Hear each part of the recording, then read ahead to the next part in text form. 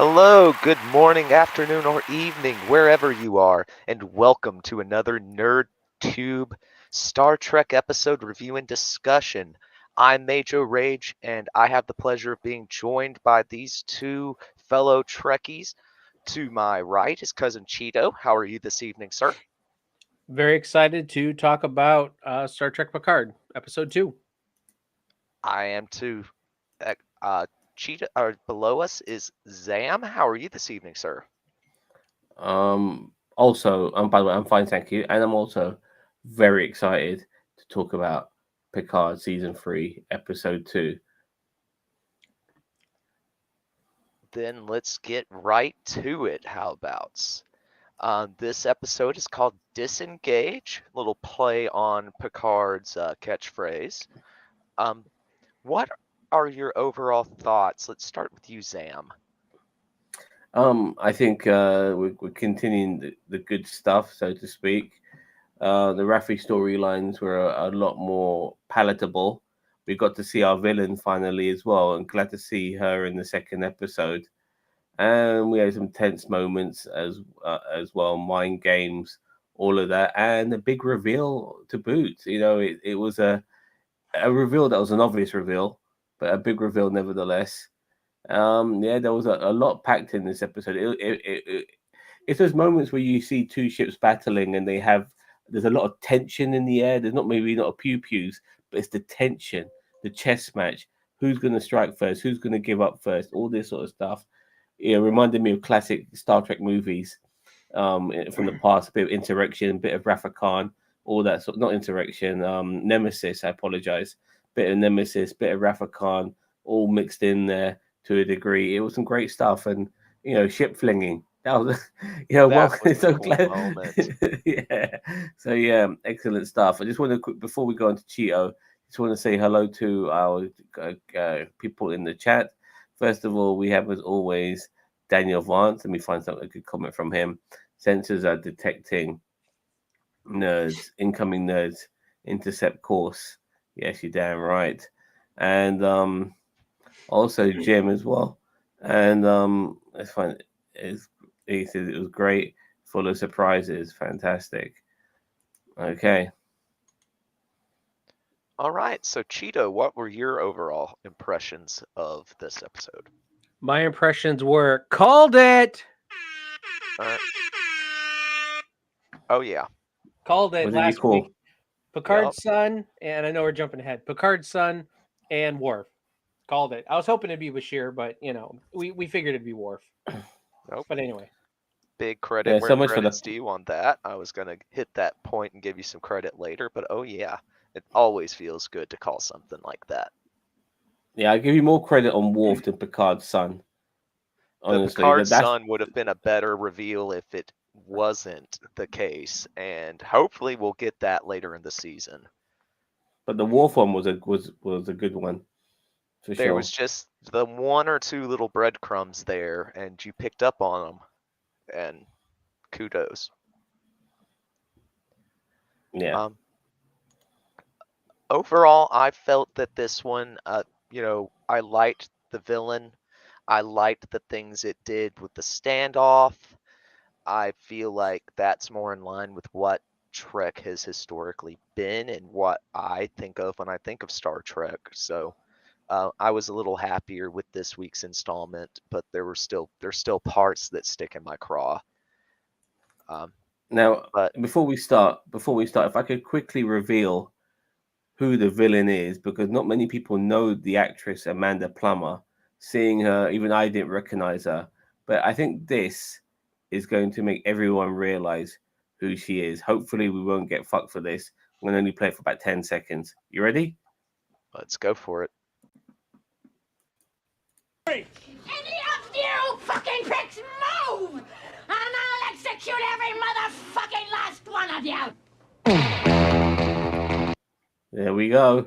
That's who she is. and copyright. So All we. right, everybody. Good night. We just got struck. It was a good run. Yeah. I had to do it. My God, because when I Well, realized it was her, I think it but was. it's I don't also even recognize that it's her at all. Well, but at that's all. also the daughter, right? The daughter of Christopher Plummer, the guy. Are you serious? No. I thought it was. I thought somebody was saying that it is Christopher Plummer's uh, either daughter or something like that, and that's why they were kind of making that Oh connection my because God, you are absolutely right. Christopher Plummer is her General father. Chang. So yeah, there's a deeper Trek connection there than just the last name.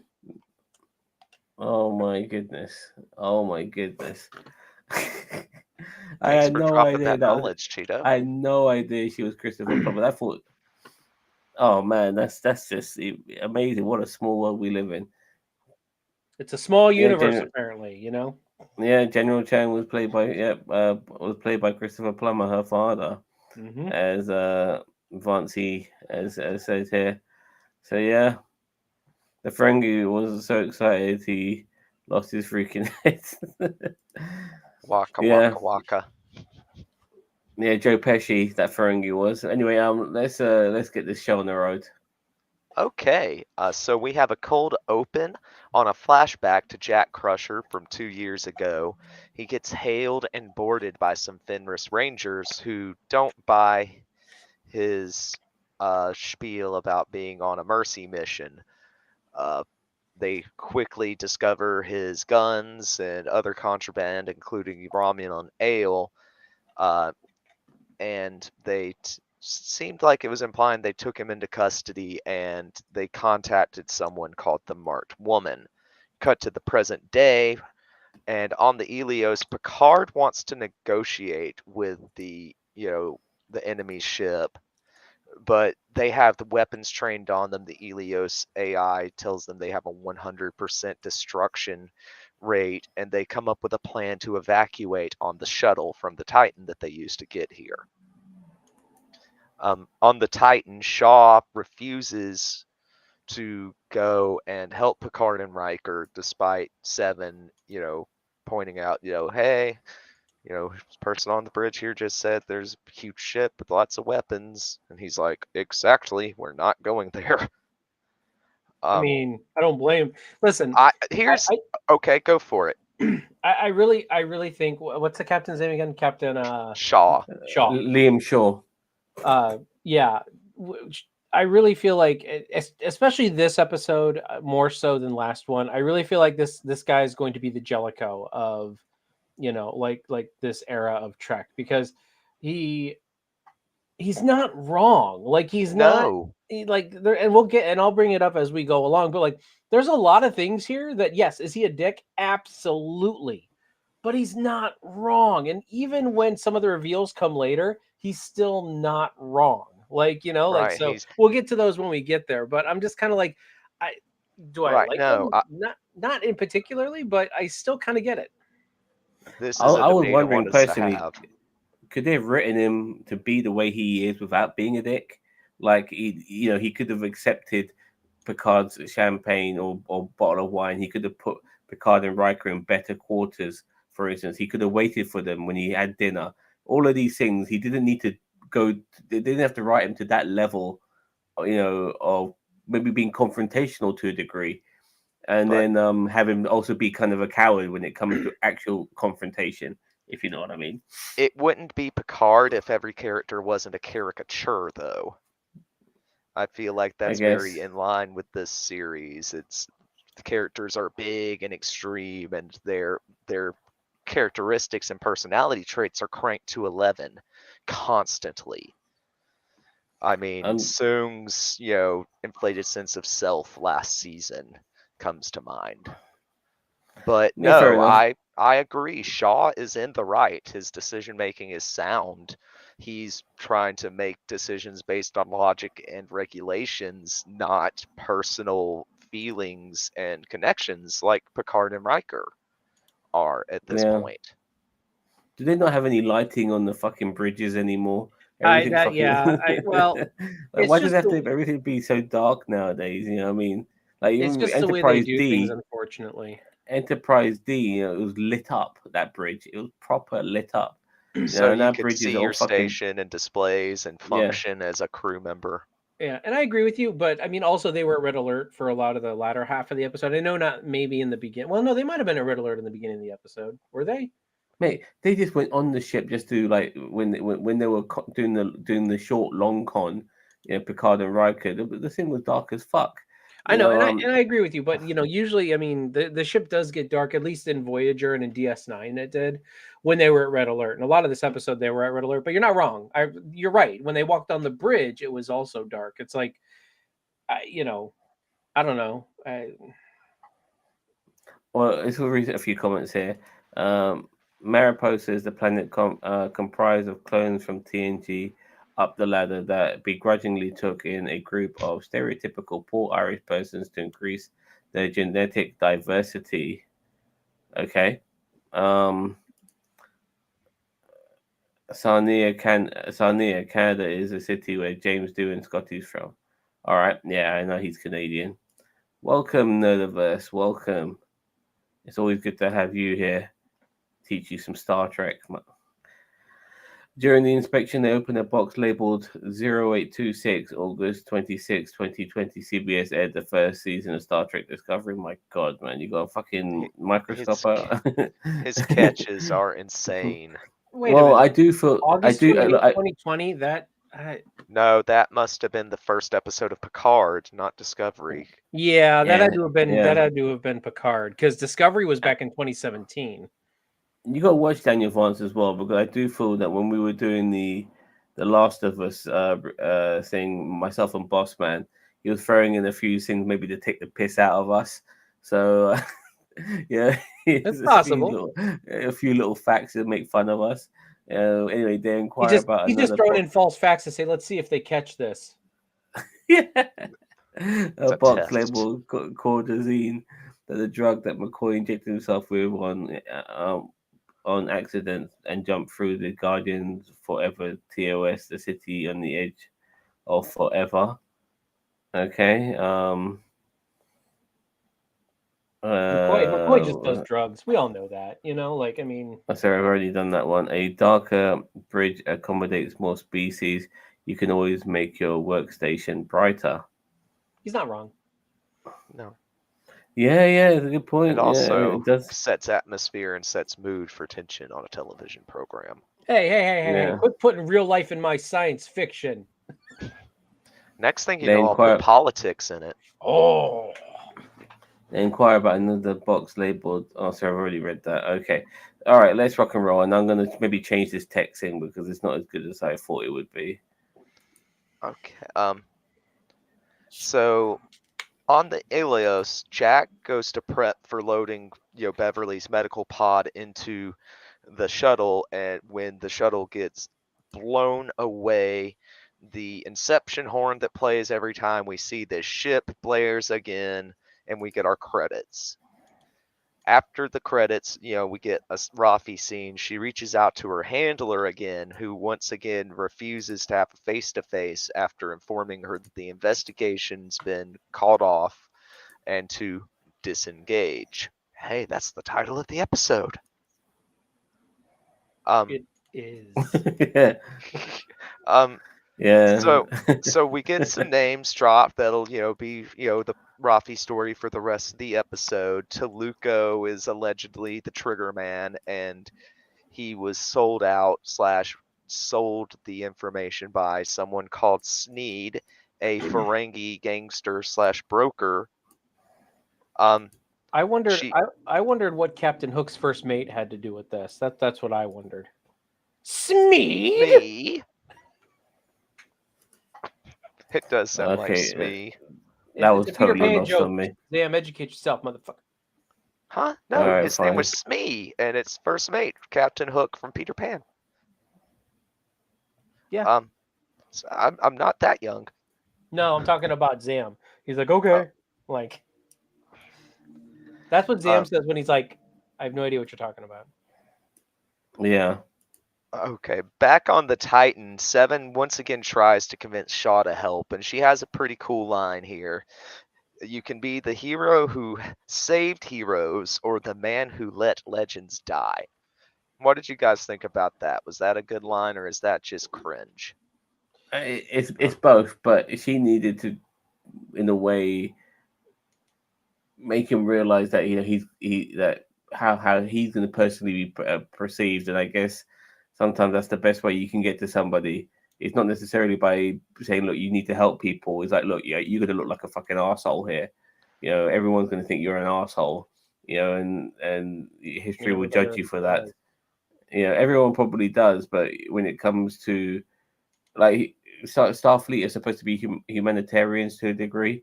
You're showing none of that right now, and you're letting a couple of legends die. On top of that, you'll lose all forms of respect, no matter how good you are as a Starfleet officer. So that was the best way to get to him, I guess. It really appeals to his vanity and I inflated was about to sense of say self. it's a very big vanity pull. But see, Quick, go for it. sorry, just quick comment here from Jim. Oh, that's much better. Do you ever think that the real reason why the bridge was so dark because the panels are so bright that it lightens up the bridge? In old Trek or current Trek? Well, I mean, in current Trek and old Trek, I mean, sorry, in old Trek, when I say old Trek, I'm thinking of TNG. It was all lit up, and the panels were lit up. I mean, like Yeah, I but the personally would VOS be was worried about super walking bright. into. that bright. Yeah, I mean, I understand accommodate, but what happen if? I mean, just to throw something out there, Vance, what happen if they need? What about species that need to be in light all the time? I mean, you can go both ways, so to speak. And That's a so good yeah. point. So anyway, all right, let's keep going. Okay, on the Alios, Picard sets up the transport inhibitors. Then he explains right after the enemy try to beam Jack up, revealing that he is indeed their target. The warp Sorry, in. can I jump in again? I'm sorry. This Go is one of for it. those logic moments of the episode where I'm like, okay, so Picard just got everything set up and he had just ready to turn on the last one, and they just now decided to try to beam him out. Is that what happened? Because that's what I was gathering, that right at that moment they were trying to, and he activated the last inhibitor, and it's like They would have tried that long ago. yeah, how long were they sitting there? Shields down and And everything. they could have fucking beamed them out before they made them their presence known. Oh yeah. So yeah, and everything sounds like every like villainous ship, sounds like the strum of a bass guitar. I mean, Every time on Picard, when they have Yeah, a ship this big and dangerous looking, they it use the roars Inception as well. horn. yeah. What did you call it? The Yeah, Inception gong or The whatever? Inception horn, yeah. Yeah, it's just it's like, come on, guy. Like, I did hear that, and I cringed at that more than Seven of Nine's line. Like, I cringed at that when the thing came in, and I went, like, do they get this to like villains are us? Like, what, like, we're like, it's even in like normal movies, not even Star Trek. Like, they have it in like the Zack Snyder movies too. I've like the they had it. in They had it in the motion picture. Justice League, the Snyder cut. I know it was in there. They had it in the motion picture as well. I swear that sort of sound. But anyway, Maybe. roaring ships. So, anyways, The enemy then decides that they're going to warp in. Riker throws some sort of plasma grenade and wipes them out. For some reason, they give up at one wave of so you're soldiers. able to throw a bomb on your own ship and not damage the interior of the ship by throwing a fucking grenade inside it. I find that weird, personally, but Maybe it's a bomb that only damages biological matter. well, they had guns as well. Riker and Picard have guns. I mean, they have phasers. Sorry, they boarded Beverly's ship with phasers out, so it's not like they couldn't have had a bit of pew pew on the ship instead of fucking throwing grenades. Never bring a gun to a bomb party. Okay. I'm gonna get that on a T-shirt. Never bring a gun to a bomb party. We get arrested. Anyway. Right. We do. Really? Well, regardless, I think it's fucking stupid. like throwing grenades inside your own goddamn ship. And then It would you, melt them. It would melt the floorboards and stuff. yeah. I mean, if it is plasma enough to burn a person and leave nothing behind. But no, we're getting bogged down in minutia. But isn't that part of why we're here? They get tractored, but then the Titan warps in and saves the day by blocking the tractor beam. Picard shoots out his transport inhibitors, and they get beamed away. It reminds me of like in the you seen that movie in the Line of Fire with Clint Eastwood. It's been a long time. He's just like he realizes John Malkovich is somewhere in the crowd and he's about to kill the president, and he runs in just in the nick of time and takes the bullet. He's wearing a bulletproof vest, so he's all good, but he takes a shot. And when the Titan just came in front of that tractor beam, I thought, yeah, the Titan is Clint Eastwood, and the president is the ship, with Picard and Riker on it, and he's just taking the bullet for him. That's probably the most heroic thing that Captain's done in his entire fucking life. So yeah, good on him. Maybe this will be an arc for him. Who knows? So we cut back to Rafi on Blade Runner planet. She's meeting with her ex. See if she can set up a meeting with Sneed.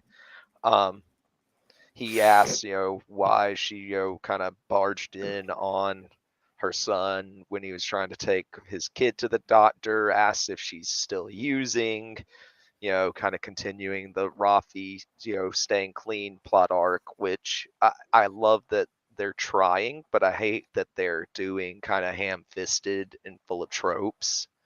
I actually had no idea that she was a junkie in the first fucking place. Like, I mean, they she never was in really season 1. But in yeah, I season get it. one, Well, you forgot. which I vaguely remember because they didn't go with that fucking narrative in season 2. You know what I mean? And so, yeah, in season 3, they like returning back to a narrative that I thought I had no idea existed. Yeah, I just found that a bit weird, but fair enough. So the ex-husband says you can choose one. I can put in a good word for you with our kid, or I can set up this meeting with Sneed. And Rafi chooses her conspiracy. Well, I give her a lot of credit for this because she didn't take her she chose the needs of the many instead of the needs of the few, because what she was doing has bigger ramifications.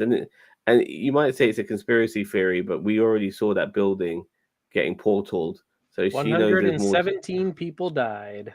Yeah, which is a lot, which is not a bigger number than I thought it would be. I thought it would be a lot higher than that. But think about it. In Star Trek, it's like in that era, like, I mean, that's a lot. I mean, I know the Dominion War happened not too long ago. Like, well, not too long, but like 20 years ago. But like, but they don't see lots of war and death in their time. Like they're that and especially so it's almost like 9/11. It's like you just get caught with your pants down because it's like you just don't see anything like that. Like you didn't see anything like that. And like all of a sudden the Federation is attacked by a terrorist attack. It's like, what? I just assumed the size of that building, it would have more than 100 people in it. You're probably maybe. That was my only gripe. But I thought personally, Raffi choosing the mission over a kid showed a level of maturity, because she saw the bigger picture, and I give her credit for that. And I agree with you on that.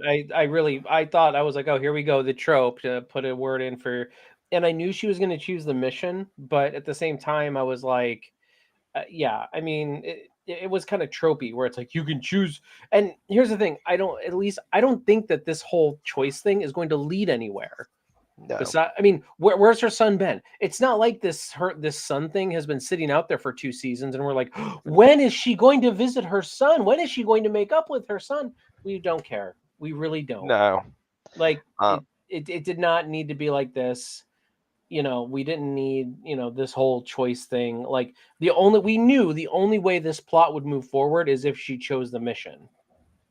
Right. But are her motivations noble? She might spout off at the mouth about the loss of life, but doesn't she feels the need to answer this puzzle that she's pieced together in front of No herself. doubt. But I would think after seeing what happened to that building, she realizes, like you need to. This is a big fucking deal. I Hopefully. mean that. Yeah. Quick comments here. Vancy says gravity plating never fails. They should make the ships out of the same stuff the floors are. Booney says it only hurts to biological persons, not equipment or areas around where the grenade went off. Oh, Well, if grenade, it's a sorry. plasma grenade, I mean that still hurts equipment. I mean that's hot enough to, I was more saying if it was a biological type agent where it's like it only vaporizes biological matter, but then it would just explode and you'd see clothes left over because obviously the clothes wouldn't get hurt because the clothes are not biological.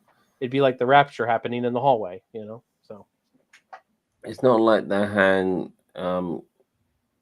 grenade we have in real life that destroys everything in the future is controlled. Okay. I a grenade's a grenade is a grenade. It kind of if they emphasize that this only destroys matter, then Yes. fair enough. Yeah, well, I not mean, matter. but if If it only destroys biological matter, yeah, that's what I meant. I mean, everything's But made out of matter.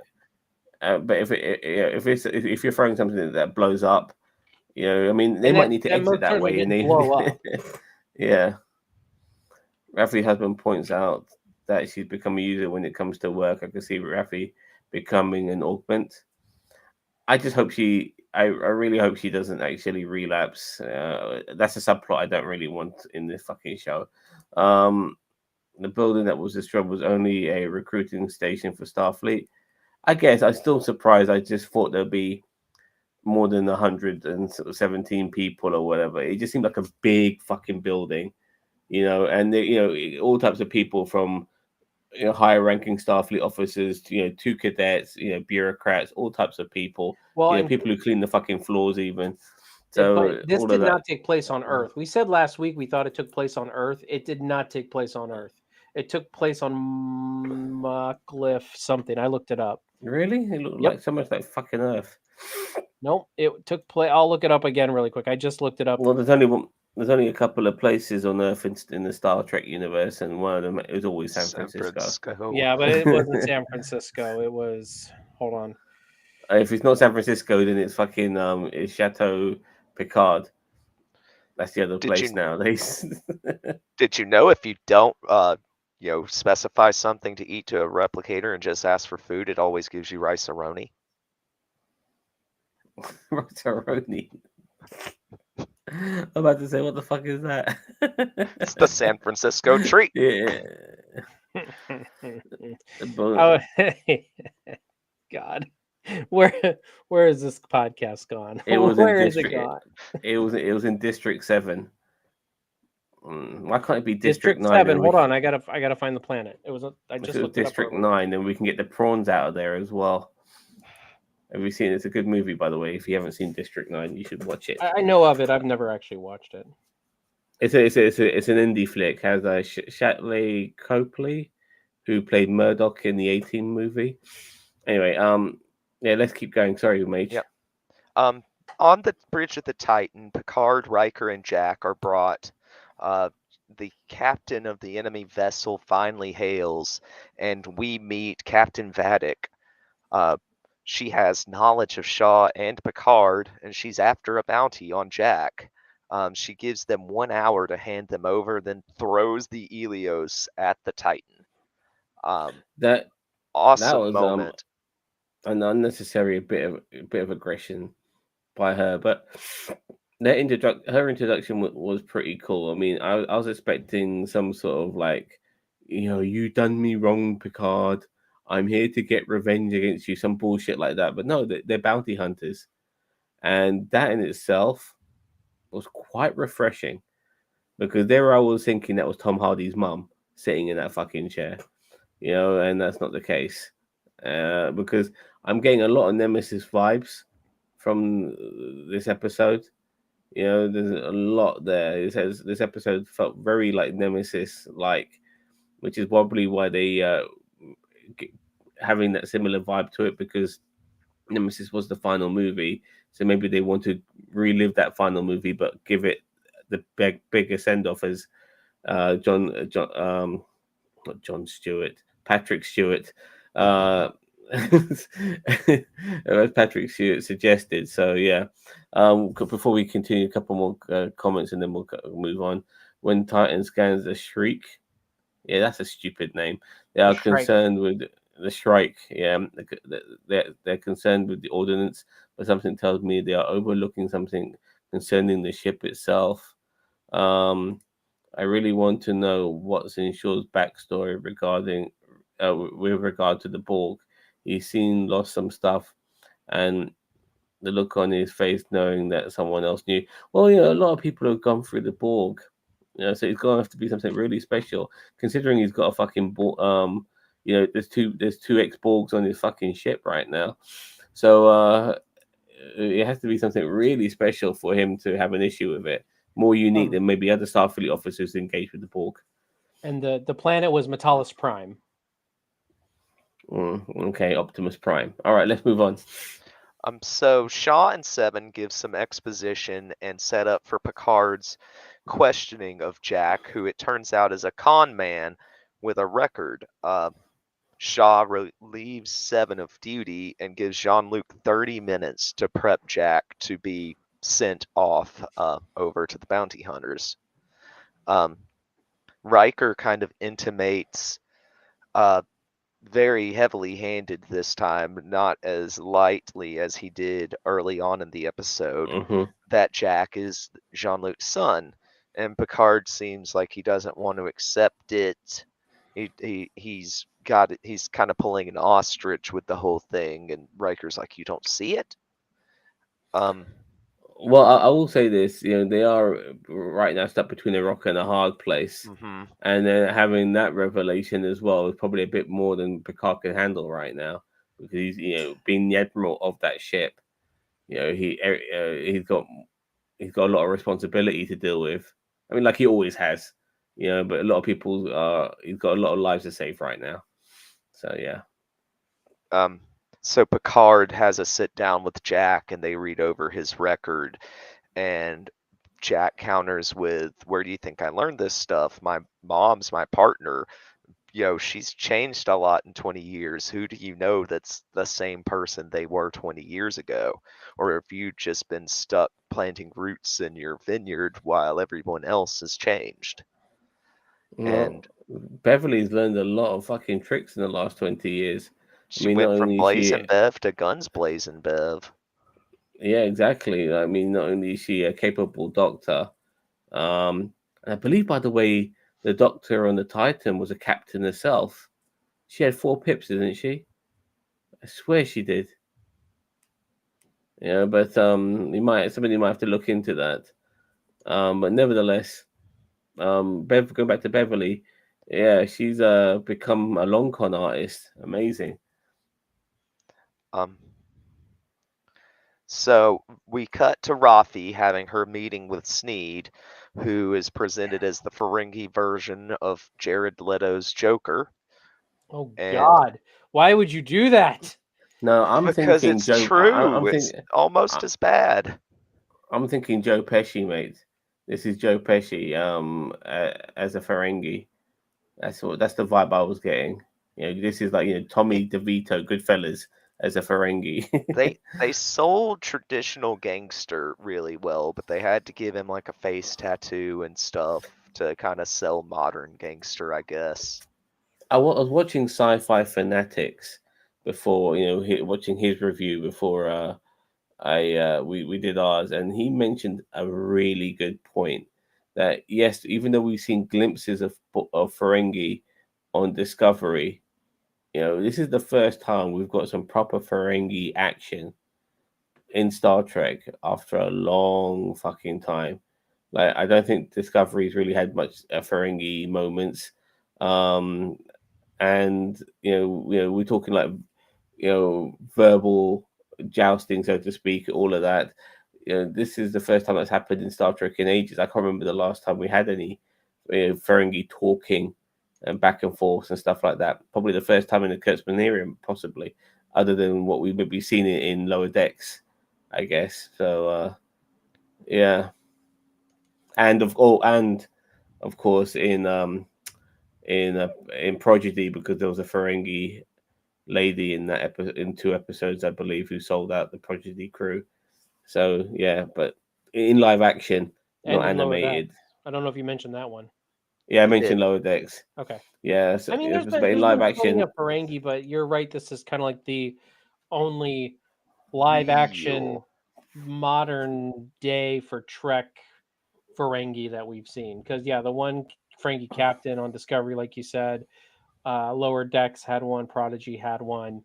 I mean, And they're all I'm very kind of actually come to think of it, it gets me kind of angry when people were looking at the trailers for Discovery season 4, and we saw that Ferengi captain, and we got nothing from him when it came to the actual series. So don't give us these fucking trailers, showing something that's not going to pan out to anything whatsoever, because that's just an insult.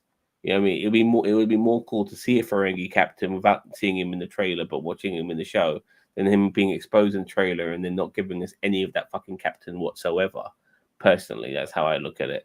But yeah, I'm sorry. So yeah, this guy Sneed.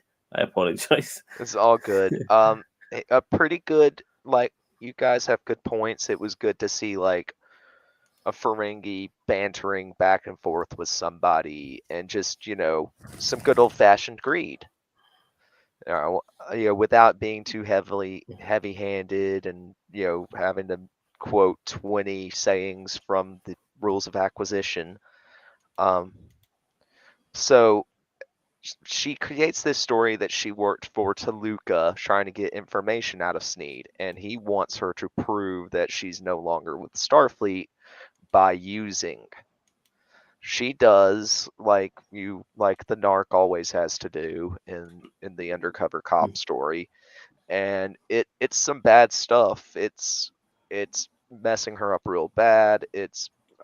He's talking like it's some sort of truth serum, and she starts trying to save herself, but probably is going to die and gets rescued by Worf, who reveal after taking everybody out all super badass, and we get blood, and we get a full-blown decapitation just a couple of minutes after, hey, severed head. Now, I don't know about you, but I know I've seen Wolf like fuck up Borg and stuff like that, but I've never seen it. I've never seen like this level of gore No, from and we're Wolf. right back. Yeah. I gave it so much credit last week. I'm like, at least we didn't have Icheb's Eye Part 2. And here we go. Again, we've got decapitations and severed heads. yeah. But here's the thing: And Worf's using a mek'leth. I mean, like, it's gonna do damage. it's This got to is do. a Yeah, more realistic, portrayal of what that weapon yeah. would I mean, because actually you had do. This But is in Grandmaster DS9, you Wolf. had like they were always like when they were fighting in the Klingon, the Klingon DS9 incident, Way of the Warrior or whatever it was called. Like you got people hitting people with bathleths, and it's like there's no blood. I get it. Like you can't have decapitations on CBS or UPN or whatever it was back in the day. But it's just like like as I One said, it guy, didn't bother me that Worf decapitated somebody. As a matter of fact, he it's went up to about this, damn time. he went up to this one guy and stabbed him right in the back, and the fucking blade came out the chest, and there's fucking green goo everywhere. mhm. And like I'm thinking to myself, holy shit, so much for the pacifist. That's what was more shocking to me when I'm Yeah. like, isn't he a pacifist? Because I wasn't sure who this was. Because when the knife went through the one person, I'm like, well, maybe it's not Worf. Like well, myself and Cheetah have had this debate, and we're going to bring it up again that Worf, by Klingon standards, is pretty much a pacifist just by Klingon standards. He doesn't need to go on about being a pacifist. You see how other Klingons are. They're very boisterous. They're like fucking pirates in space. You know what I mean? Whilst Worf is a bit more self-contained. He's a lot quieter compared to other Klingons, more reserved and so on. So this idea of making him a pacifist, I always thought was fucking stupid, because he's not as boisterous as other Klingons. He's very respectful of for people.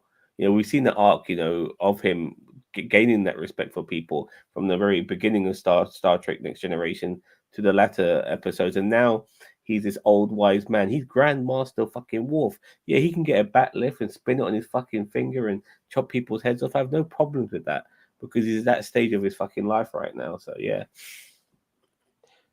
Just want to point out that the Doctor Zam was a commander, 3 pips, and she was also a Oh, Trill. fair enough. She was Okay, also a fair enough. Trill. I did not notice that until I went back and looked, but you can barely see spots. the spots. Yeah. So Is it 3 full pips? it's 3 full pips. There's no Okay. 3.5 pips.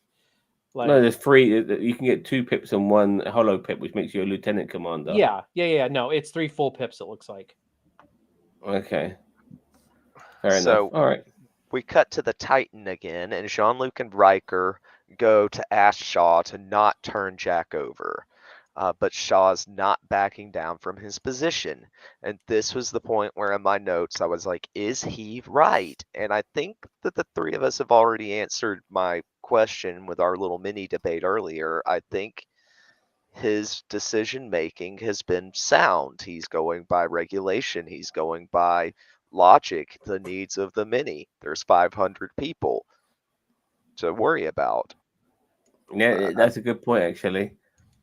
Just got some comments. So just some comments here before we go on. Cheetah, who's frozen, by the way. No, you're moving now. That building was destroyed. Was only a recruiting station for Starfleet. I think we mentioned that. Sorry, I apologize. When the I've already Got mentioned that one, that too. dude. Bloody hell. Yeah. Okay. I really want to. Yep. And that. I'm so sorry. This I think with Melanap, the highlighting messages is not as good as as it should be. I didn't see any pips on Beverly, but her long hair. Well, I don't think she's part of Starfleet.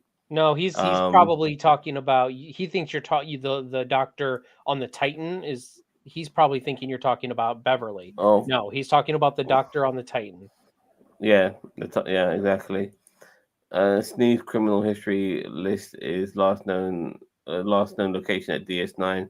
And we see Sneed, he has a baseball on display. It can't be Cisco's desk ball, but it could be a Cisco baseball. I hope not, because stuff like then I was like, what's the like does everything need to be that level of connected? That make me very unhappy if that's the case. Wolf says, I told you not to engage. Yes, he did.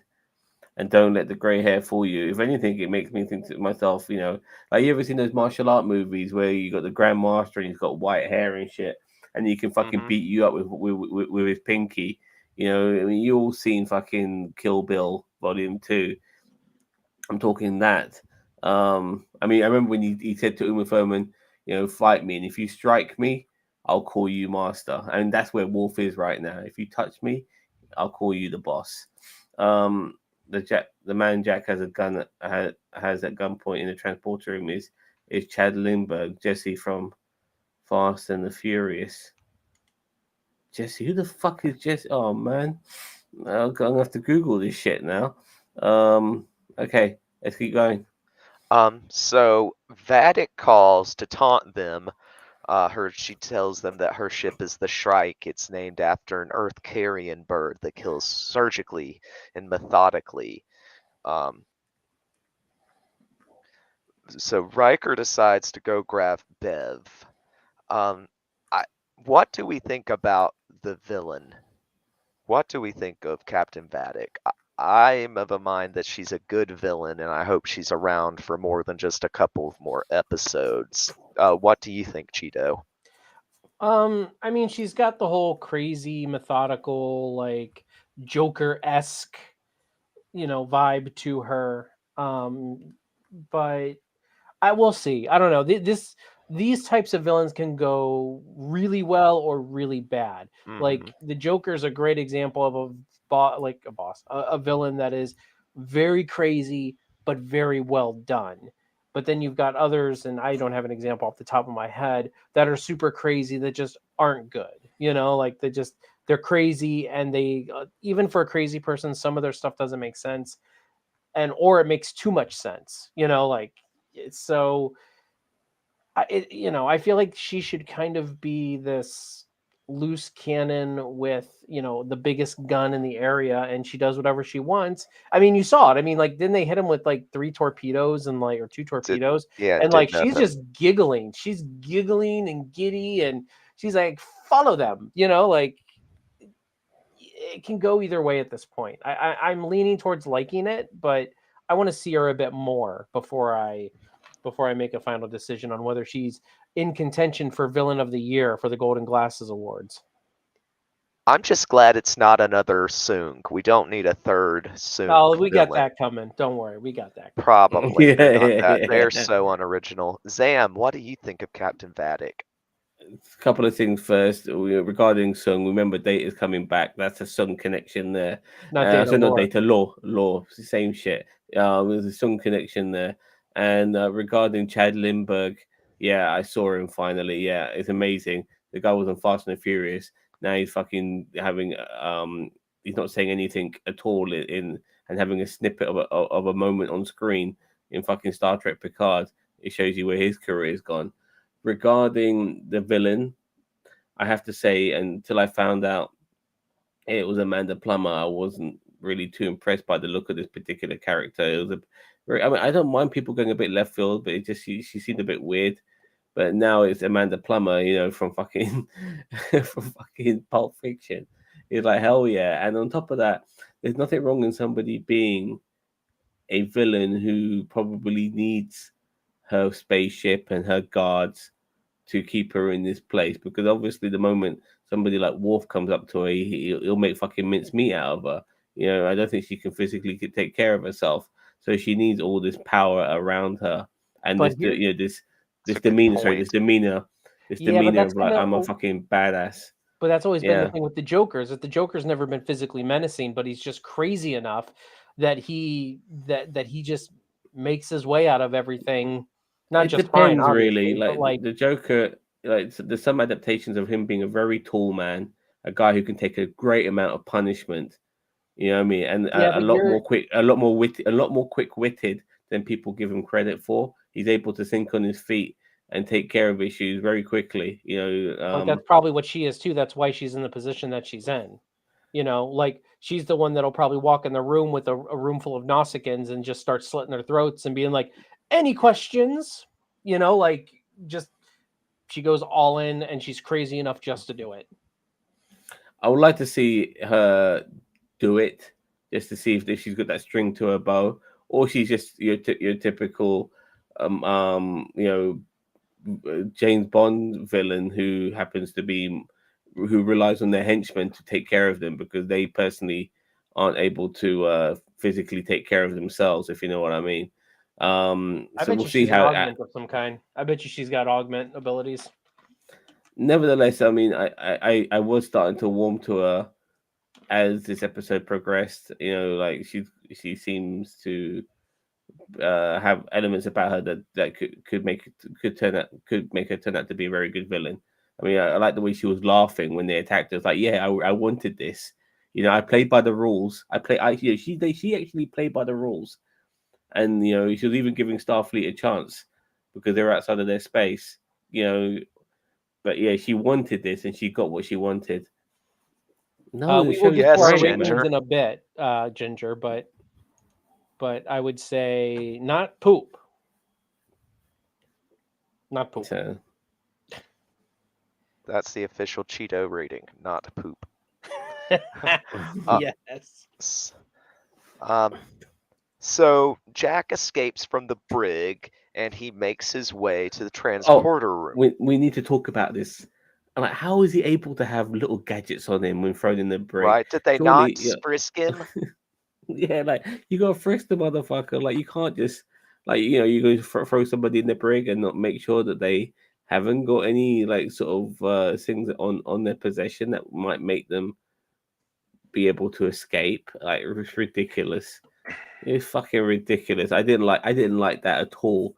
You know, I don't know about you No. guys. I mean, you're right. Like, I cringed when I saw. I'm like, how did he get that? Like, how did he keep that? Who knows? Yeah, Plot just needed him Yeah. to have it. yeah, and right, tons of those moments on this show. Um, he gets caught by Seven, who calls the bridge. Um, Shaw orders they figure out he's trying to turn himself over, and he says, "Good, good." Has the gives an order to unlock the transporters when Bev and Riker show up. Bev tears up. She and Jean-Luc share this knowing look, and Picard knows somehow. And we get the big reveal. Picard gives the order to belay the order, and Well, all of a sudden, he's a retired admiral. He can't do shit. Now it's oh, admiral's he's order. I mean, I'm not retired yeah. anymore, motherfuckers. And Shaw's like, well, I guess I have to do it. He is an admiral. Yeah, like I wanted it to be like one of those moments where like the the EMH turns into the ECH. All of a sudden, Picard's like, belay that, and then all of a sudden, like 6 pips pop on his collar. Like they just like come on there like hologram or whatever, and it's just like, yeah, I was kind of like, well, Shaw's like, well, I guess I can't do nothing now. So Jean-Luc pulls his own fake out taunting call to the Shrike. They pop off a couple of torpedoes, but it does nothing but excite Captain Vatic, and she follows them into the nebula. And that's where our episode ends. Oh my. Yeah, well, like I said, like you said, this has definitely got uh Rafa Khan and Nemesis vibes. I mean, both of those films are absolutely mixed in there. You know, from the moment like they had at the time given to them, you know, by the enemy, and then chasing through the fucking space, you know, through the clouds and stuff like that. That's very Rafa Khan like, and obviously this big humongous ship that is like the most dangerous ship in the universe. You know, that's very Nemesis like as well. I just want to read some comments here. Let's make sure I don't fuck around this time. Oh, yeah, you mentioned that one. The Shriek looks like an old fat galaxy ship that's been heavily modified. Well, it's obviously evil because it's like very black looking, and it's all hookish. Angular. Yeah, you know what I mean. It's like an arachnid in space. I said last week. Is the show still poop? Did he have them where the sun didn't shine? Well, there's no sun where they are, so yes, he did. I loved her laugh. She almost reminds me of the Ferengi I play on my fan film. You play a Ferengi on your fan film? Does he also sound like he's from Georgia? And there are 5 pips. There are not 5 Yes. pips. That is a fleet admiral. I looked it up. No, he's talking about there are 4 lights, 5 lights. No. Okay. Well, 5 pips is like a fleet admiral. But it's like there's like 1 pip with a bar around. It's like a vice admiral. There's 2 pips. I looked it up. It's all sorts of dumbness. Yeah, exactly. Yeah. Right, So well, it was a fantastic episode. And now the chase begins. It's going to be cat and mouse next week, I guess. So see how that pans out. By the way, can I just say that I called this stupid Picard's son thing? Like I don't want it. I don't think we need it. I would have been happy if it would have been revealed that like they thought it was Picard's son, and I get it, it's still tropish, and like it wasn't his son. Like, what did they just do that in? They just did that in something. Like they thought, oh, in Stargirl, where it was like they thought that, not to spoil it for anyone who wants to watch it, but like, the Stargirl was the daughter of Starman, but then it turns out she's not. But still, even then, it's just so tropey to have a like Jack Crusher. Like, I just wish Bev would have been like, no, Jean-Luc, I've slept with other people other than you. Like, nah. like I kind of wish they would have subverted that trope more than doing the trope. But I don't know. That's my only irritation with this right now, is that they're really Jim, going tropey with it, with the whole Picard now has a son, and now we have, you know, the lineage of Picard to continue. It's like, well, geez, oh Pete's, like, I don't know. Part of me is just frustrated with it. Jim, do me a favor. Send me that fan film, and send us your most recent one as well, because I want to review. We will review them both for you when we get a chance.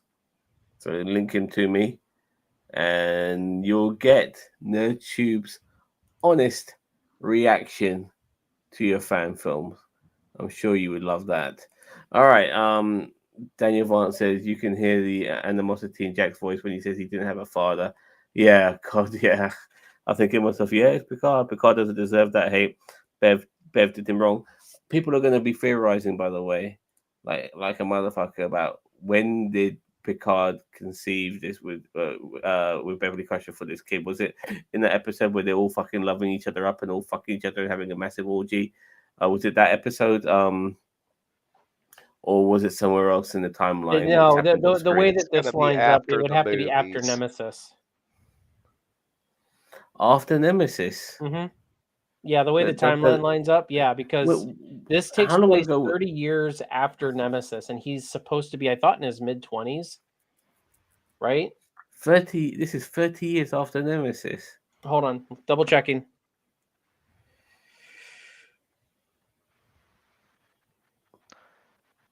Oh, we want to. I mean, you have faith in your product, don't you, Jim?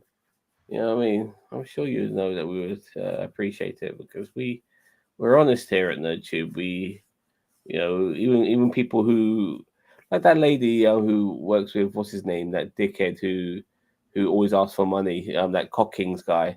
He had that woman who's always in her fan films, and I said that her acting is so fucking wooden. She should play a plank on a pirate ship, in the next fan film she makes, because that's how wooden she is.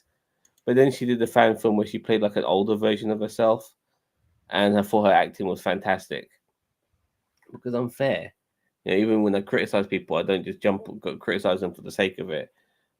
So yeah, I'm sure your stuff is amazing. I'm sorry. Okay, it's 20 years. So Nemesis took place in 2379, and this is taking place in 2401. So a little over 20, like 22 years. That kid looks like he's in his late 20s. So it's gonna be but Bev interesting was to in know. Nemesis and she wasn't pregnant, at least at that point. Like, I mean, or maybe she was and they just didn't know it. But still, that's 22 years. So it's not like she had like this kid off to the side that nobody knew about at that point. Well, no, don't get me wrong. Don't get me wrong. I mean, Hollywood have had people in their fucking 30s play 21-year-olds and shit. So I wouldn't be surprised if they're doing that with this guy. But he doesn't look like somebody who would be that young. So it depends. I don't know what they're gonna say. What they're gonna say. I mean, some people are theorizing that season 2 of TNG was when she had her kid, which is why she wasn't on TNG in season 2, and she had that kid and all of that. But that kid would be like in their 40s now. You know what I mean? So I'm not sure about that either. So or at least 35, if that's what you know. So, I mean, it probably happened on the after Riker and Troy's wedding. Everybody's horny. Jean-Luc and Bev give each other the eyes. And they finally decide to bump uglies after so long. Well, it feels a bit weird. Like it's like only now, when people were theorizing about Picard and Beverly being a thing, do they cement it by saying, yeah, they were a thing because there's a fucking kid now. Yeah, and that's what I hate. It's like the whole Crusher Picard thing has always been better left as not will they, won't they, but did they, will they? And I thought it was always left better unmentioned, unsaid. Like, I don't like the fact that it's like, oh, there's a kid now. It's like they could have got together in this season without there having to be a kid. Like they could like, well, they won't. They could have been resolved this season with them making out at the end. Even though I don't want to see two pensioners making out, nevertheless, it could have been resolved like that without now. There's a fucking kid. Okay, fair enough. Like is Will gonna like? Does he know that he's got a fucking half brother? I mean, does it? These things are going to come into play now. So not Will, Wesley. I'm thinking Will Will Wheaton. Wheaton, yes. Yeah, sorry. Does But, Wesley it's know? like, it's just so dumb. I hate it. Yeah, I'm trying to think, like in season 2, like it's like the whole vineyard thing that was abandoned for so long in France, like it kind of was like, okay, sure. Like they just needed a set where they could hide, like it makes production cheaper. This continues the Picard lineage though, because people were talking about Jean-Luc being the last of the Picards.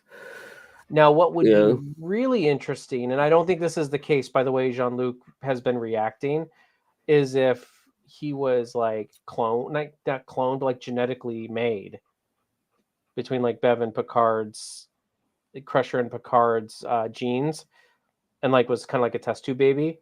But like, I don't think so. The way that Picard looks, he knows that it's a possibility that it's his kid. So it's like, they did it. They bumped uglies. It would have been like nice if it would have been like, me and Bev never did it. So it's like, why, like how is that my kid?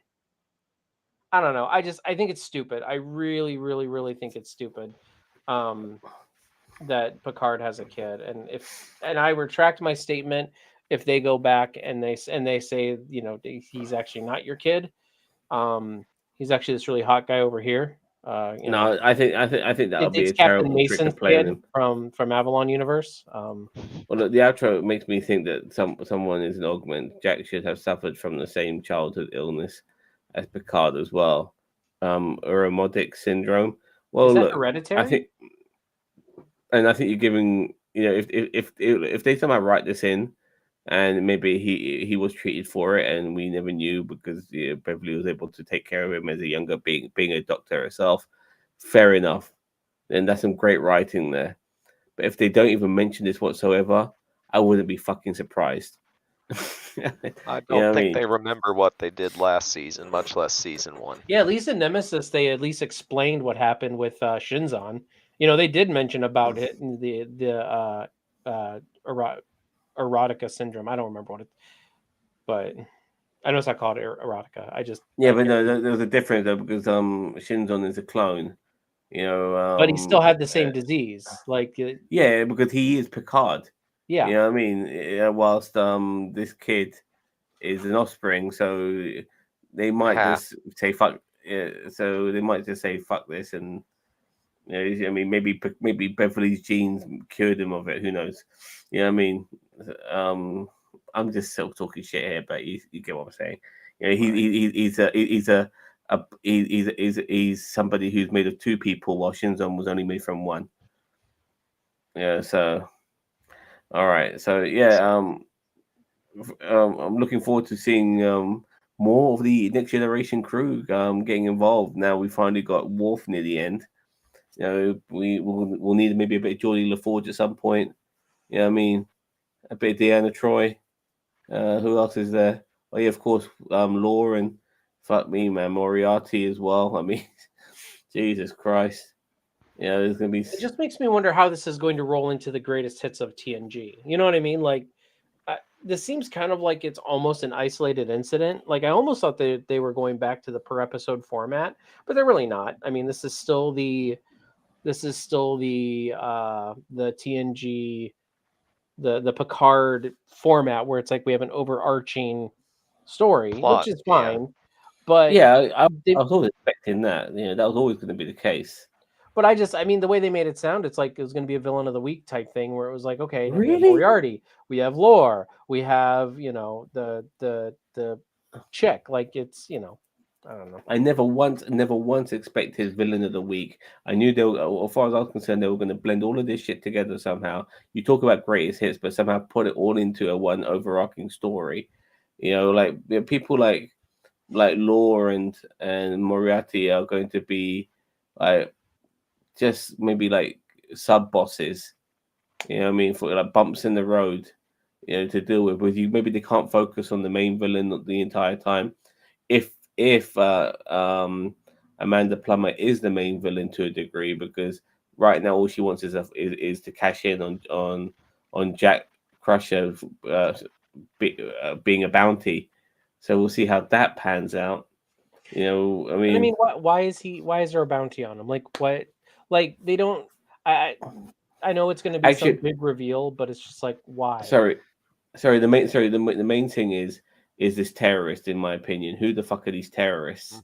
Yeah, that's the big deal, and that's going to be how Worf and Raffi get involved. You know, with Picard and so on. So I think maybe we're going to be getting a season of two halves. Maybe they'll have to deal with the Crusher shit first, and then once that gets resolved, they end up dealing with the I think it's Moriarty terrorist shit. Who did the portal? Yeah. I think Moriarty and Laura are in on the portal thing. And what would be their purpose? Fuck up the Federation. I mean, yeah, they both hate them. Yeah. Lore's never really needed a reason just to cause trouble. He likes fucking with human. But I mean, I think Daniel Vance is the one who made the point last week that Lore and Moriarty was being stored at the Daystrom Institute. That portal weapon was stored at the Daystrom Institute. So, do you think doesn't have to be the world's greatest detective? Moriarty will have some sort of hollow emitter that can make him walk outside the holodeck. I thought he was able to do that, or was that just? I'm trying to remember. No, he was not able to do that. He was conning them. He was conning in TNG. He conned them by making them believe that he was able to do that by still being in the holodeck. He just made the holodeck look like the ship and move location constantly. Yeah, it'd be great to see Robert Picardo back. Like, yes, like he steals Robert Picardo's mobile emitter, and we get an episode with Robert Picardo in it. Daystrom Institute was making their own version of a mobile emitter, maybe.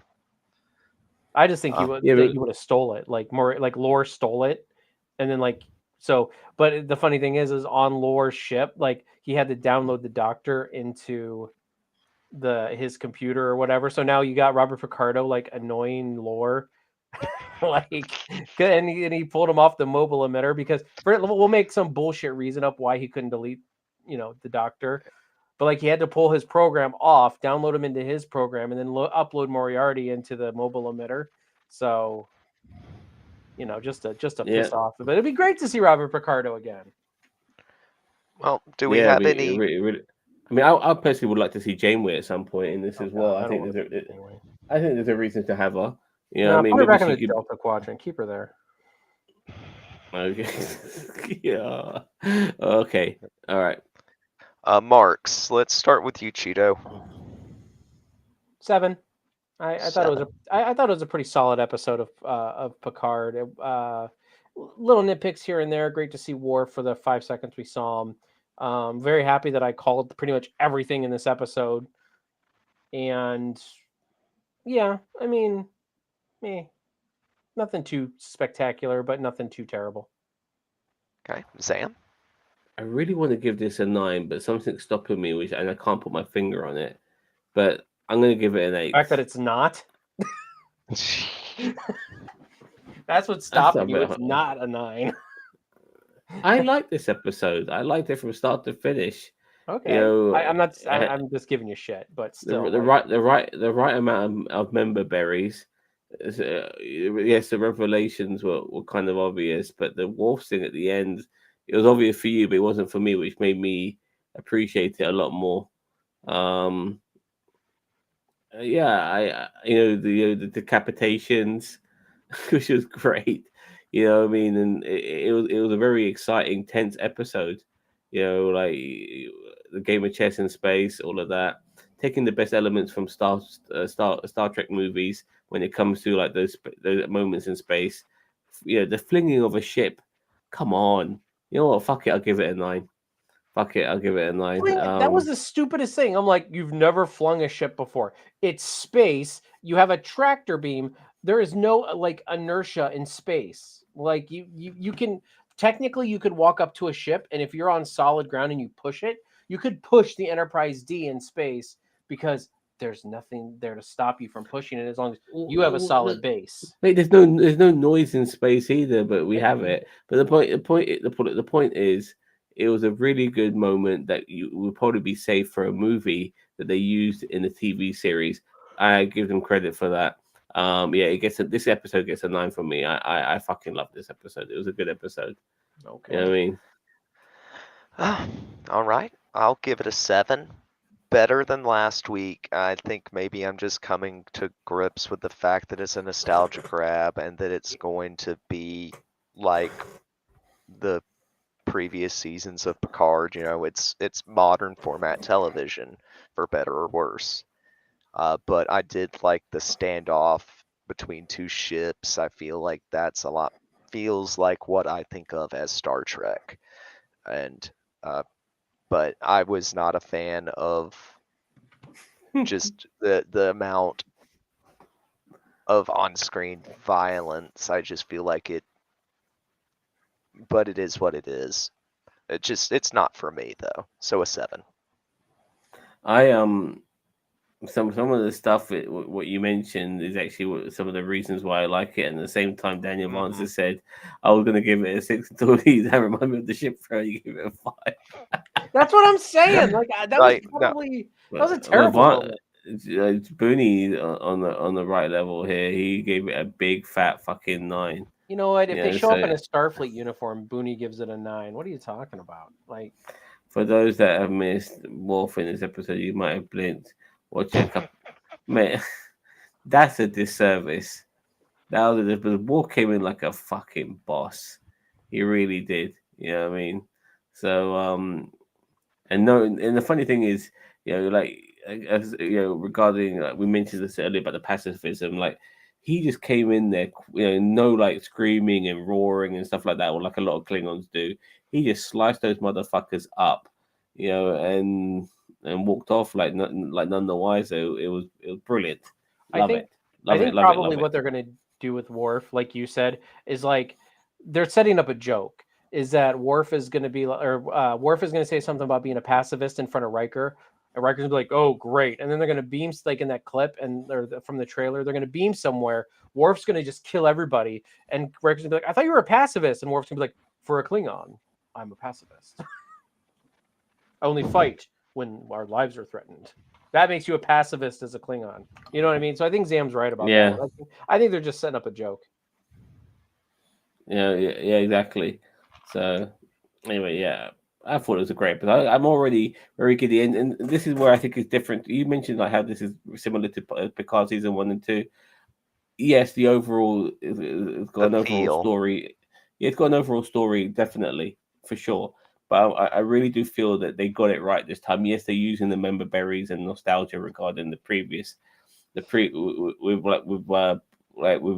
the TNG cast in this, but I also feel at the same time now that they've just got some of those elements a lot more right now with the tension in space, because the reality is like the only person we kind of got in this episode alongside Picard was Riker.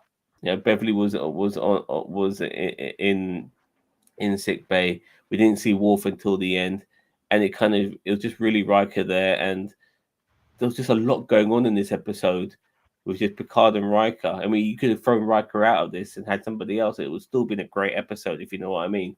So yeah, I thoroughly enjoyed it, and I'm hoping maybe if Daniel Vance sleeps on it and then wakes up tomorrow deciding to give it a 9. Hey Cheeto, you can't see my Starfleet uniform when I'm not on panel. Just saying.